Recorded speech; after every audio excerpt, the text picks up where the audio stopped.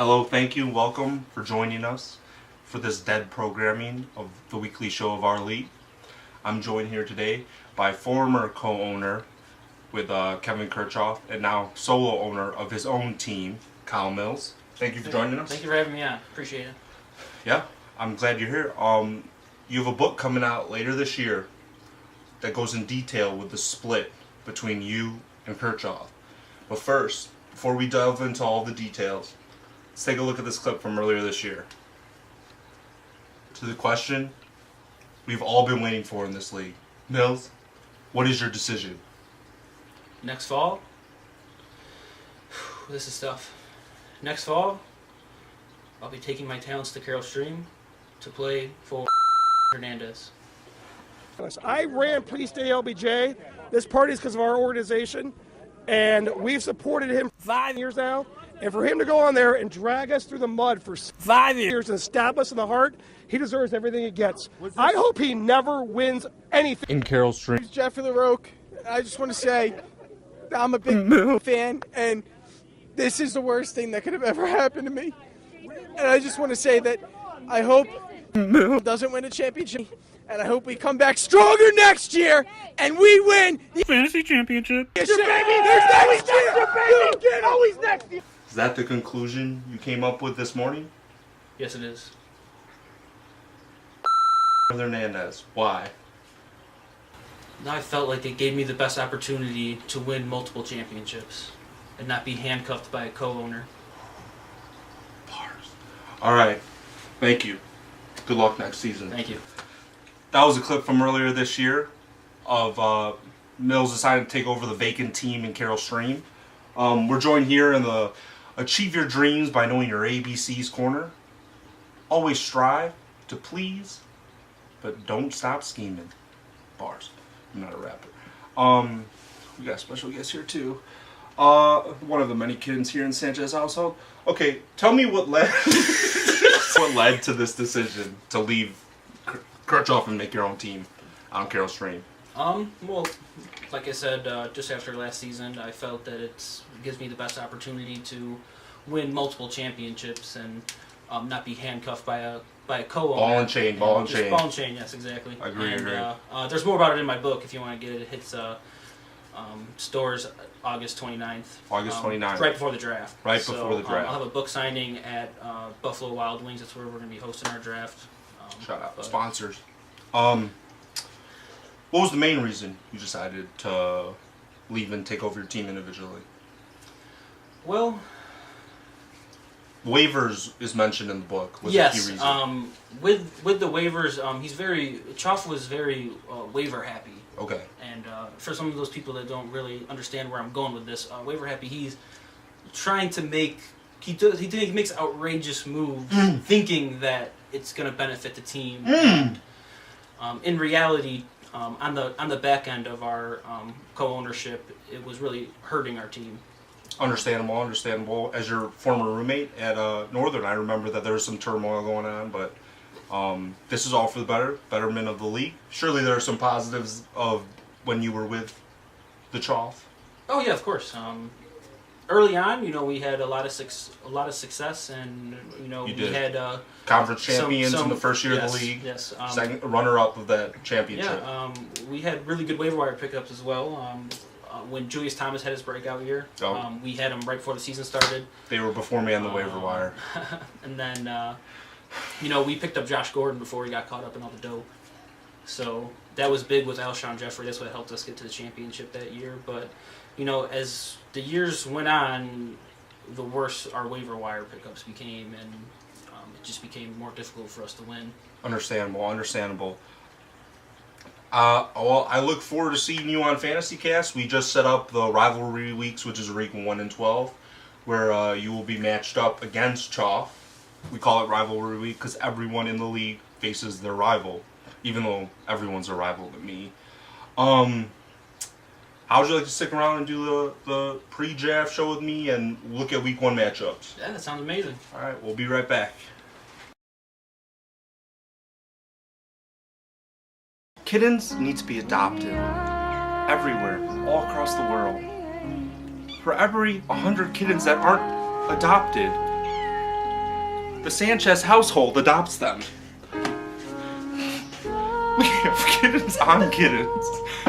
Don't make me get any more. Please, help us.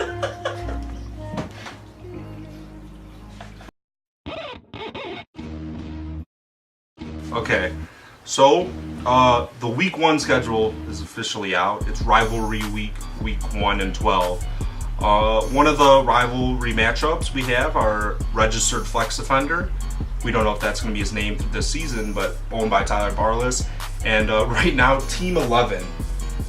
As you can tell, Is that Dobek? It's Dobek. Oh my gosh. He has not accepted the invite yet, unfortunately. Yeah. He's making our league look bad because there's some great names out there. Well, the history we have right now. Do you want to talk a little bit about Dobek's history in this league? 2 years. You know, this is our 5th year, and he started the first 2 years, and he was mediocre at best. I mean, both seasons he was 6-6. The first year, actually, me and Chalk drafted his team. True. That's probably the only reason why he made the playoffs. True story. He didn't draft his team the first year. You know, the pressure really got to him, and after the 2 years, he couldn't handle it anymore, and he decided to bail on our league and join like an Indiana league or something. I hear it's. He left. You know. He didn't leave an organization. He left the league, folks. He left the league. Yes. Yes. Very embarrassing. He couldn't hang with the big dogs, and he had to go with the farmers in Indiana. Yeah, and I don't know what kind of success he had there, but I mean, the competition is just absolutely terrible. It's better here. Yes. It's better here. This is the NBA. That's the G League. Barlis had a successful first year here in the league. He finished at 7-6, I believe, and he was the last team in on the playoffs. He had a low points for, but he still made the playoffs, and that's all that matters at the end of the day. Yep. So, we'll see what Barlis can do. Barlis is kind of like under the radar.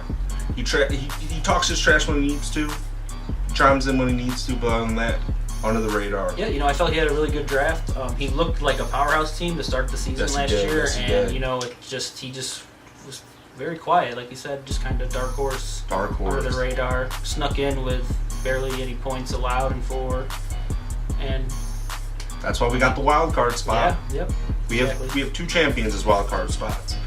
All right, another matchup we have on here. We got Will, a first-year newcomer team, against a second-year team. Well, technically, Ben's been in the league 3 or 4 years, but I think he went on and off a year. Yeah, you never know with that kid. You never know. He's so inconsistent with everything. He's got a Game of Thrones reference, Daenerys Targaryen instead of Daenerys. You got any comment on that? I have absolutely no comment on that. Will, you don't know what you got yourself into in this league. This league is very serious. As you can see, we're having our 2nd weekly show already, and I don't know. Yeah, you know, last second add-on. I really don't think, like you said, he has no idea what he's getting himself into. No idea. The only advice that I'd probably have for him is to stay limber, Will. All right, that's exactly the only way for you to have any type of success. Stay limber. Be on your toes. Be ready for anything. Always stretch.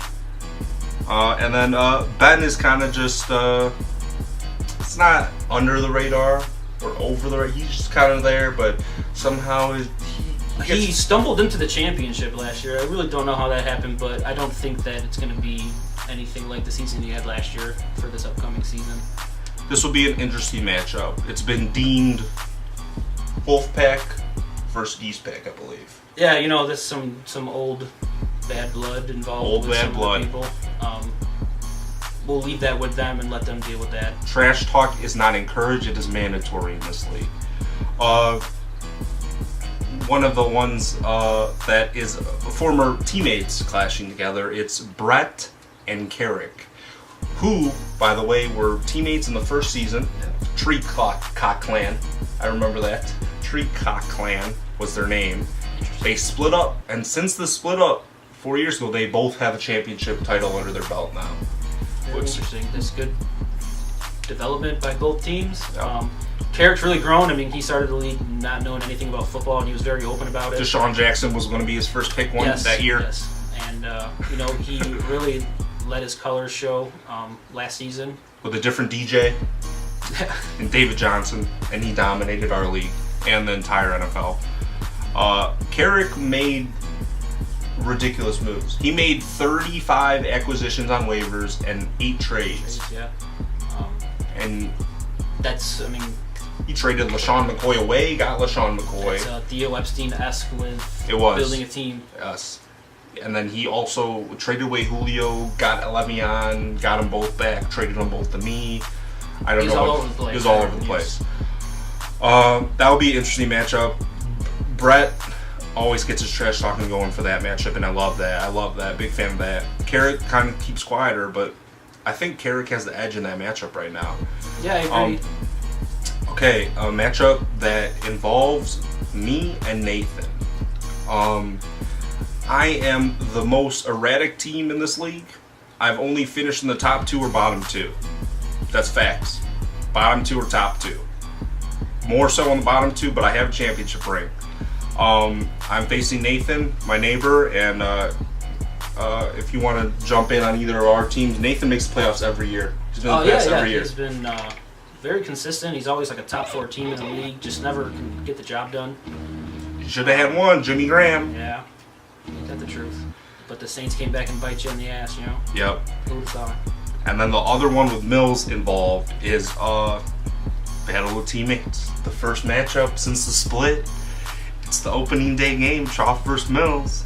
And it'll be interesting because they have 2 very different philosophies and very same philosophies when it comes to their teams, but we'll see what happens now. Split. You guys kind of like I mean, in our yin and yang. In our voting, which you pointed out, we were like complete opposites. So yeah, kind of just mind-boggling that we were co-owners at one point. It didn't, yeah. But you know, it's going to be a super hyped-up game. I mean, it's only week 1, but there's going to be a lot of pressure on both teams to make sure that to basically see who's better, and that's what the media is going to be talking about. And yes, they will. We'll just have to see how that goes. And then the matchup that really started Rivalry Week, that's been requested heavily. One side of this matchup actually asked if he could play the other person 13 times this regular season. Robert Smith versus Chris Thomason. This is a true story. I'll throw it up on the screen right now. There's an actual text where Robert asked if he could play Chris 13 times this year out of 13 times. It's an interesting matchup too because it's usually we have it fall on the college football matchup of Michigan and Ohio State. Yeah, you know, that's just how Smithers is. I like to view him as like the Richard Sherman of our league. He just doesn't keep his mouth shut. He's always talking about something that he's doesn't like about the league or about a matchup or about players, and it's just nonstop. But he has taken a stand this year. He doesn't want any votes. He wants all of his stuff flipped on. He doesn't want to be put in the group text. He just wants to pay his fee and play. And he said he's drafting Mason Crosby with the first pick in the draft. And he says you can guarantee that. Yeah. So we'll see what happens. Smithers, I bet you $5 that you won't pick Mason Crosby first pick. Ridiculous. That's the matchup we'll all be waiting for. Our draft is set for August 29th at 9 o'clock. Yes. People who are in town, it'll be a B-dubs. We will be here. We'll see. Me and you will probably be there. And Chris, I know Choff maybe too. Also, my book signing will be about 7:30 right beforehand. I want to give myself probably 30 minutes just to look over some notes, make sure I'm prepared for the draft. But anytime before that, it's all about the fans and any questions you guys have about my book and anything else, I'd be happy to answer it for you. He's Kyle Mills 57 on Twitter, I believe. Yes. And I'm Bryan's Thoughts. Follow the league Twitter page. It's FFootball125 on Twitter. Join us next week, or maybe from the draft. We'll see.